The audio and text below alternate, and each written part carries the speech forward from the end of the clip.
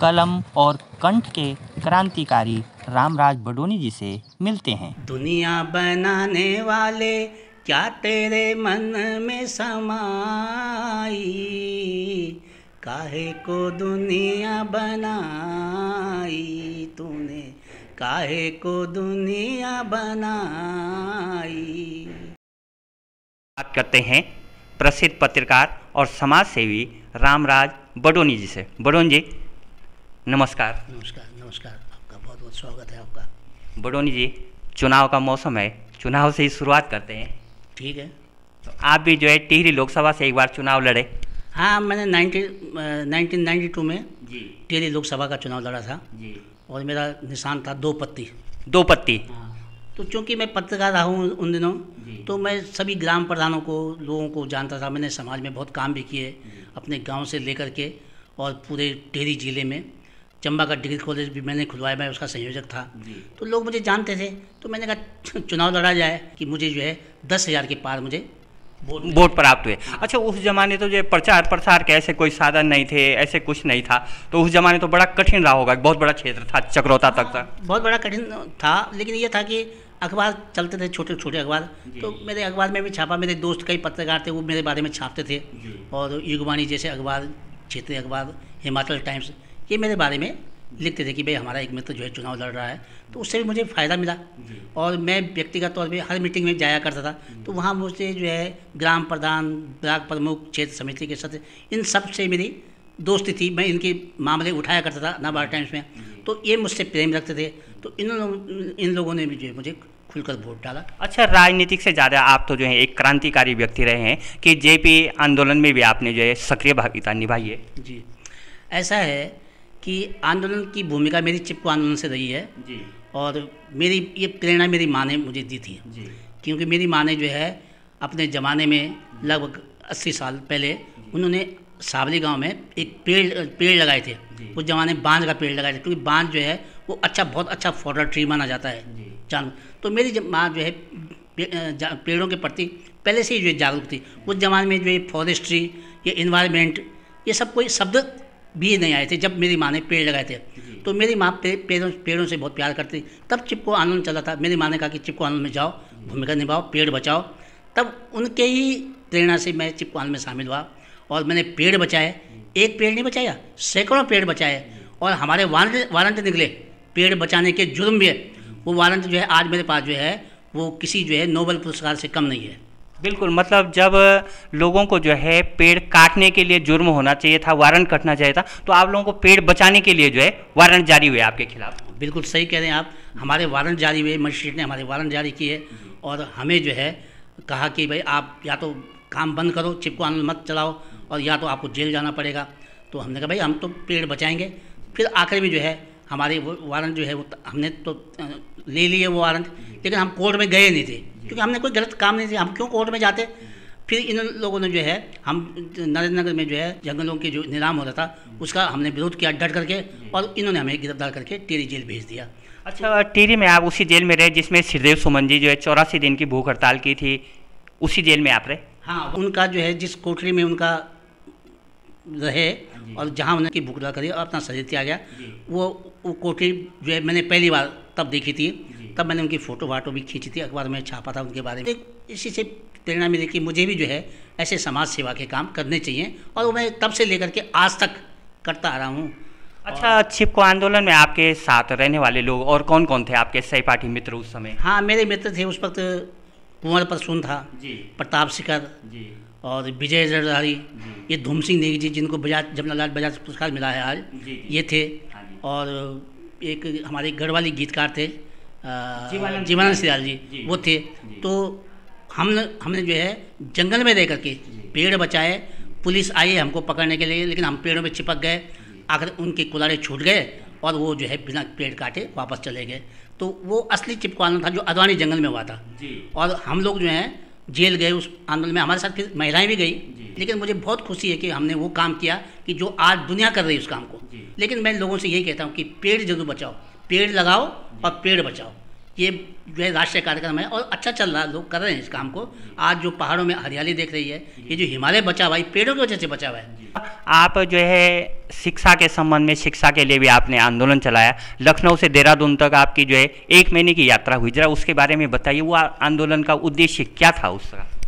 ऐसा है, हमारे देश में दोहरी शिक्षा पद्धति चल रही है जी। एक तरफ जो है लॉर्ड मैकाले की शिक्षा पद्धति चल रही है, जिसके अंतर्गत ये दून स्कूल या लखनऊ का कालविन तालुकेदार स्कूल ये खुले हुए हैं। तो हमारा ये कहना था कि भाई दोहरी शिक्षा पद्धति क्यों, शिक्षा बराबर होनी चाहिए, एक ही नीति की होनी चाहिए और एक ही जैसी व्यवस्था की होनी चाहिए। ये बड़ी दुख की बात है कि सरकार शुरू से जो है इस मामले में सोच नहीं रही है। तो हम लोगों ने जो है लखनऊ से जो है हमने जो है ये इस आंदोलन की शुरुआत करी और हमने कालविन तालुकेदार स्कूल में जो है ताले लगाया, उनको ज्ञापन दिया कि ये स्कूल जो है ऐसे स्कूल होने चाहिए जैसे सभी कालविन तालुकेदार स्कूल बना, सब जो है दून स्कूल की तर्ज पे बने। तब हमने जन जागरण के लिए जो है वहाँ से पदयात्रा की, उसका नाम था दून मार्च।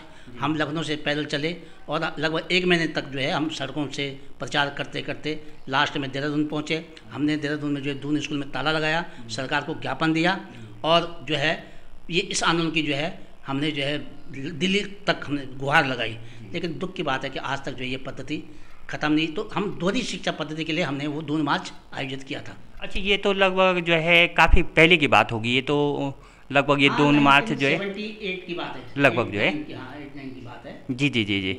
अच्छा, उसके साथ साथ जो है आपका पत्रकारिता का भी जो है लंबा जीवन रहा है सर। हाँ, मैं लगातार, क्योंकि मैं नवभारत टाइम्स और पंजाब केसरी जैसे अखबारों में से जुड़ा रहा, तो टेहरी बांध का मामला हो, चिपको आनंद का मामला हो, कहीं स्कूल खुलना हो, कहीं गाँव में सड़क बननी हो, तो मैं पत्रकारिता जो है इन चीज़ों को लेकर करता था। मैं लगातार जो है इन मामलों को उठाता था, तो लोग मुझे जानने लगे थे नाम से कि ये आदमी जो है समाज की सेवा कर रहा है, ऐसे समाचार छापता है। तो उसका मुझे जीवन में लाभ मिला। जब मैंने चुनाव लड़ा तो उन लोगों ने मुझे बहुत बड़ी संख्या में वोट डाले। हालांकि मैं जीत हार से मेरा मतलब नहीं था, लेकिन मैंने केवल इस मामले को जो है उठाने के लिए कि हमें अगर पत्रकारिता करनी तो पत्रकारिता के साथ साथ हमें जो है समाज सेवा भी करनी चाहिए। अच्छा, एक और चर्चित बात मैंने सुनी कि आप यहाँ से जो 13 मंजिला स्वर्गाश्रम में जो ये मंदिर है, ये भवन है, इसके संबंध में भी इसके स्वामी जी से भी आपके अच्छे संबंध थे और एक बार जो है आयकर संबंधी किसी मुकदमे में जो है आपने बहुत अच्छे सुझाव जो है अधिवक्ता महोदय को दिए थे, ऐसा कुछ प्रसंग? ऐसा है, मैं उन स्वामी जी का एज ए चेला बन के रहा जी। और मुझे चूँकि ये प्राणायाम और ध्यान योगा इससे इंटरेस्ट था पहले से, तो मैं स्वामी जी के साथ जुड़ गया। तो वहाँ पे स्वामी जी का जो आश्रम है 13 मंजिला मंदिर, उस पर जो है इनकम टैक्स का केस चला था कि आपका जो है ट्रस्ट है या आपका व्यक्तिगत ट्रस्ट है और आपको टैक्स देना पड़ेगा। तब स्वामी जी ने जो है उस ज़माने में जो है हाई कोर्ट में उसकी याचिका दायर की थी। तो चूँकि मैं आज स्वामी जी का चेला भी था, उनका मैनेजर भी था, सर्विस कर रहा था, तो मैंने उस केस को लड़ा वहाँ पर। तो मैंने वो जो है इनकम टैक्स कमिश्नर, तब कोई सरदार जी हुआ करते थे, मैं उनसे मिला। तो मैंने उनसे कहा कि भाई अगर जो है आप गुरुद्वारा मांगते हैं तो आप गुरुद्वारे पे टैक्स लगेगी, तो आप उसका क्या करोगे, आपको अच्छा लगेगा या ख़राब लगेगा?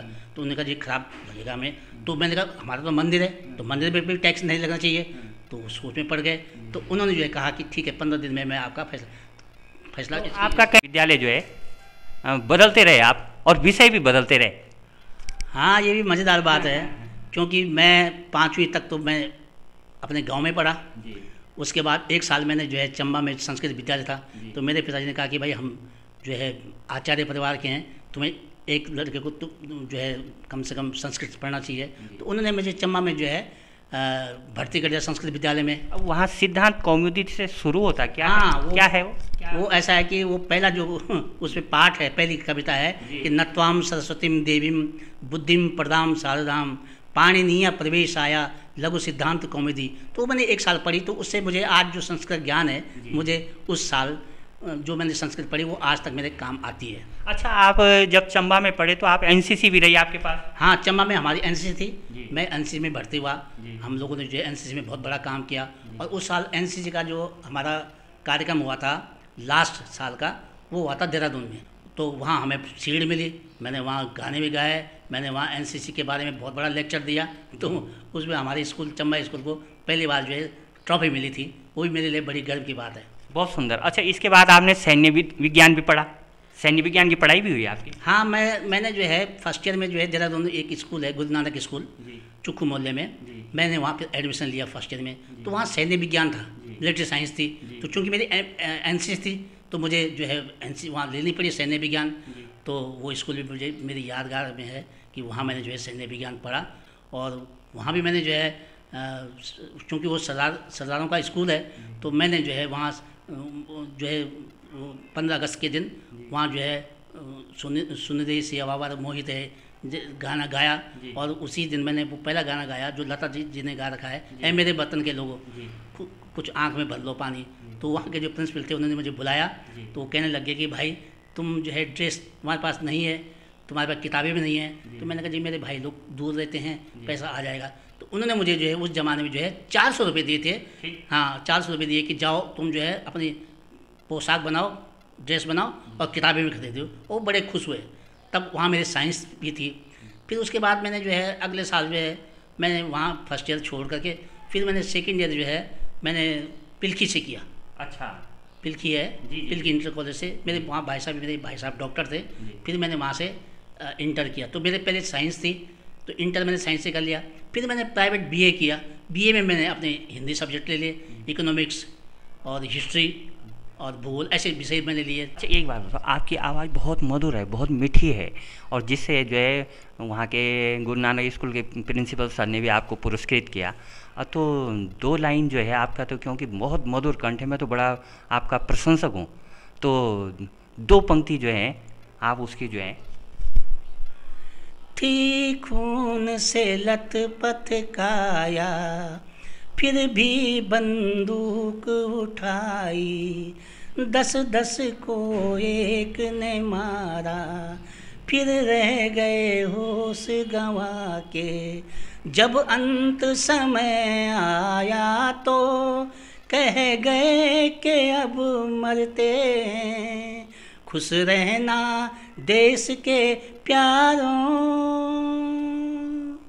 खुश रहना देश के प्यारों, अब हम तो सफ़र करते हैं, अब हम तो सफ़र करते हैं। बहुत सुंदर, बहुत सुंदर। अच्छा, इसके बाद एक और है कि आपने 58 साल की उम्र में जो है ज्योतिष शास्त्र से जो है डिग्री प्राप्त की है। जी, हमारा उत्तराखंड मुक्त विश्वविद्यालय है। तो चूँकि मैं ज्योतिष का मुझे ज्ञान है, पंडित परिवार से रहा हूँ, मैंने संस्कृत भी पढ़ी थी 1 साल चंबा में। तो मैंने सोचा कि क्यों ना जो है मैं ज्योतिष शास्त्र में कोई डिग्री डिप्लोमा ले लूँ।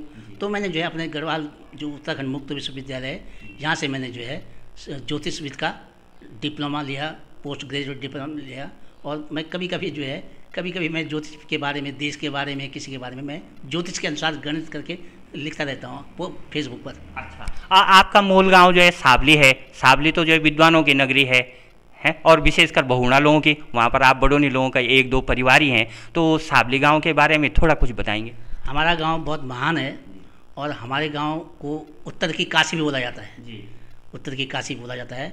हमारे यहाँ जो है बहुत कम पढ़ा लिखा व्यक्ति भी, उसे भी ज्योतिष का पूर्ण ज्ञान है। और वो हमारी जो है जो देवी है, हमारी पुंजाश्री माँ देवी, ये उसकी कृपा हम पर है। आज हम जो कुछ हैं, मैं जो कुछ हूँ, आज उसी देवी की कृपा से है। मेरी वाणी में, मेरे काम करने की शैली में, मेरा जो स्टेमिना है, ये उस देवी की कृपा है। हम सब लोगों को, हमारे परिवार के और सावली के जितने लोग हैं, उन पर देवी की महान कृपा है और मैं देवी का बड़ा उपासक हूँ, उसे मानता हूँ। अच्छा, बहुत सुंदर। देवी का मंदिर है वहाँ पर। रास्ते की भी जो है आप बात बता रहे थे कि आपके परिवारों से, आपके मित्रों से लाखीराम जोशी जी का भी सहयोग मिला। जी, मेरी बड़ी इच्छा थी कि मेरा गांव सड़क से जुड़ जाए, तो और मंदिर जहां हमारा है वो भी सड़क से जुड़ जाए। तो लाखीराम जोशी मेरे मित्र रहे। तो जब वो मंदिर थे, मैंने उनसे रिक्वेस्ट करी, तो उन्होंने जो है मेन रोड जो है हमारे गांव तक सड़क पहुंचाई और मैं अपनी गाड़ी से सावली तक जाने लगा। अब मंदिर दूर है हमारा, बड़ा उबड़ खाबड़ रास्ता है, बड़ा पैदल चलना मेरे लिए बहुत मुश्किल था। तो मैंने अपने गांव के प्रधान से कहा कि भाई आप जो है जो विधायक हैं हमारे क्षेत्र, इनसे बात करो और इनसे। तब उस वक्त हमारे जो है ये दिनेश दने, ये उस वक्त जो है मंत्री भी थे, विधायक भी थे। तो इनसे जो है मैंने भी रिक्वेस्ट करी कि मेरे गाँव वालों रिक्वेस्ट, तो इन्होंने सावली गांव से लेकर के जो हमारा मंदिर है और वहाँ हमारा अपना पुश्तैनी जंगल भी है वहाँ तक जोड़ दिया। अब मैं जो है मैं साल भर में 2-3 बार अपनी गाड़ी से वहाँ जाता हूँ, माता रानी के दर्शन करता हूँ, उसके बाद फिर गांव लौटता हूँ, गांव में खाना पीना खाया, 1-2 रात वहाँ रहे, फिर उसके बाद ऋषिकेश आ जाता हूँ। अच्छा, एक बात और कि जब आप 20 साल के लगभग के थे, आपका स्वास्थ्य गड़बड़ हो गया था और बहुत आपको संघर्ष करना पड़ा बचपन में ही। हाँ, मुझे बचपन में टीबी हो गई थी और उस साल मैं हाई स्कूल भी करा था, तो मेरे मुंह से लिटरली खून भी निकला। तो मेरे भाई साहब एक फार्मासिस्ट थे, उन्होंने उस ज़माने में मेरा इलाज किया और मैं ठीक हो गया। और आज जो है मैं 67 साल का हूँ, मैं ठीक हूँ। तो ये टीबी आम बीमारी है, लोग बहुत डरते हैं इसको देखे। तो मुझे ऐसे लोगों उन लोगों को ये संदेश देना है कि डरने की ज़रूरत नहीं है, पूरा इलाज कराइए, निःशुल्क इलाज होता है इसका, और डरने की ज़रूरत नहीं है। देखो आज मैं 67 साल का तुम्हारे सामने खड़ा हूँ, मुझे तो कुछ हुआ नहीं है। तो आदमी को जीने की जो है एक शिद्दत होती है, एक जज्बा होता है। हम डर जाते हैं, अब कोरोना है, हम तो नहीं डरते कोरोना से, हमें तो कोरोना नहीं। हालांकि आप सेफ्टी रखिए, मोदी जी का अच्छा वो है कि 2 गज दूरी, मास्क जरूरी, ये बहुत अच्छा उनका जो है स्लोगन है, इस पर अमल करो। और बीमारी तो बीमारी है, जब आप प्रोटेक्शन करेंगे तो आपको बीमारी छू नहीं सकती है। तो जो है हमें जो है स्वास्थ्य का ध्यान रखना चाहिए। बातचीत करने के लिए आपका बहुत बहुत धन्यवाद बुलबुल जी। आपका भी बहुत बहुत धन्यवाद, आप मेरे पास आए, मेरे घर पे आए, और मुझे बहुत खुशी हुई है कि आप सक्रिय पत्रकारिता कर रहे हैं। इसके लिए आपको भी मेरी ओर से बहुत बहुत बधाई। धन्यवाद सर।